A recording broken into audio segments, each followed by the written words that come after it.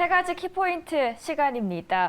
이제 주말을 지나고 네. 한 주를 대비해야 되는데 오늘의 첫 번째 키워드 어떤 이야기로 풀어주실 건가요? 첫 번째 키워드는 단기적인 시장 상승에 대한 얘기, 아니면 좀 과열이라는 얘기 좀 들어보고 싶습니다. 그래서 첫 번째 포인트를 말씀드리면 이제 단기적인 과열 이렇게 보시면 될 것 같은데요. 지난 주 후반에 사실 미국장은 쿼드러플 위칭 데이라 그래서 이 만기였습니다. 네. 내 마녀의 날이라는 그런 뜻인데 만기였기 때문에 일정 부분 변동성도 좀 있었고요. 더불어서 오늘 저녁에 미국장은 또 휴장이거든요. 그렇죠. 그래서 미국 시장은 지금 만기와 휴장이라는 여러 가지 불확실성 때문이라도 장 초반에 시장이 좀 플러스를 보이긴 했지만 내내 좀 약세로 전환이 됐습니다. 그 과정에서 나오는 얘기들이 그동안에 사실 S&P 같은 경우에는 RSI라 그래서 뭐 잘 보시는 이제 상대 강도 지수인데 이게 70을 넘어섰어요. 70이라는 게 뭐냐면 약간 단기적으로 가격적인 부담이 좀 있을 수 있다라는 레벨인데 그 수준을 넘은 상태에서의 주가 하락, 거기다가 나스닥 같은 경우에는 8주 연속 상승을 했거든요. 그래서 두 달 내내 상승했다라는 거에 피로도까지 겹치면서 일정 부분 좀 차익 실현이라든지 아니면 좀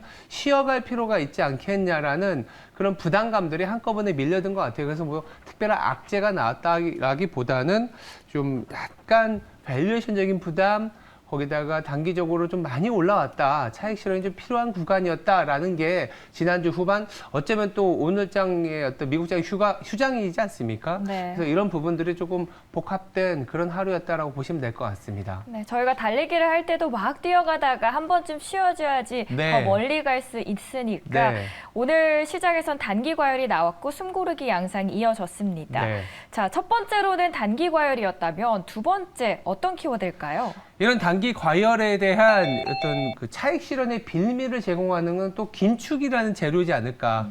그러니까 FOMC 이후에 아시겠지만 통상적으로 주요 이제 연준 의원들이 이런 연설을 합니다. 그러니까 이번 주 후반에는 또 파월 연준 의장의 코멘트가 있을 텐데 물론 기자회견을 통해서 어느 정도 이 연준 의장 그리고 FOMC 그리고 연준의 스탠스가 내비치긴 했지만 말씀드린 것처럼 단기 과열 국면이라고 투자자들이 조금은 부담이라고 느끼는 이 타이밍에 연준의 스탠스가 다시 한번 내비쳤을 때는 좀 빌미, 즉 좀 차익 실현의 빌미를 제공할 수 있지 않겠냐. 왜냐하면 금리도 하락하기보다는 상승을 하면서 지금 밸류에이션적인 부담을 조금 더 가중시킬 수 있기 때문에 차익 실현의 빌미를 제공할 수 있다라는 거고요.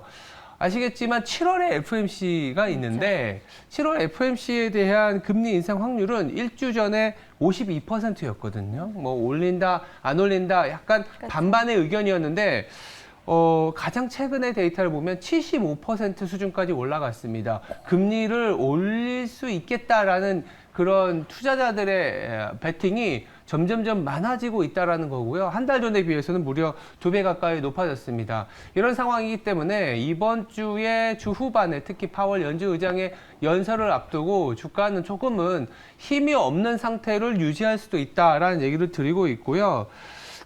연준 의원들의 스탠스는 사실은 다 알고는 있는 상황입니다.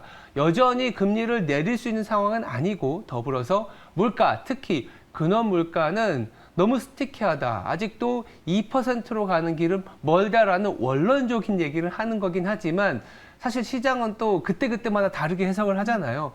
근원 물가 수요지 않겠냐라고 해석하던 타이밍에서 지금은 조금 많이 올라왔구나.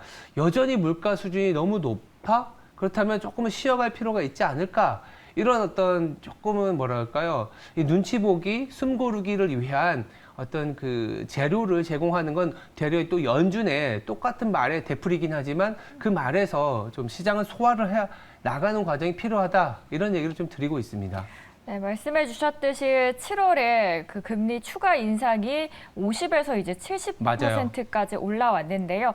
아무래도 이제 리치먼드 연은 총재가 개인 소비 지출, 이제 PC의 가격이 아직 목표에 다다르기까지에는 시간이 좀 걸린다라고 했던 포인트도 영향을 준 것 같습니다. 맞습니다.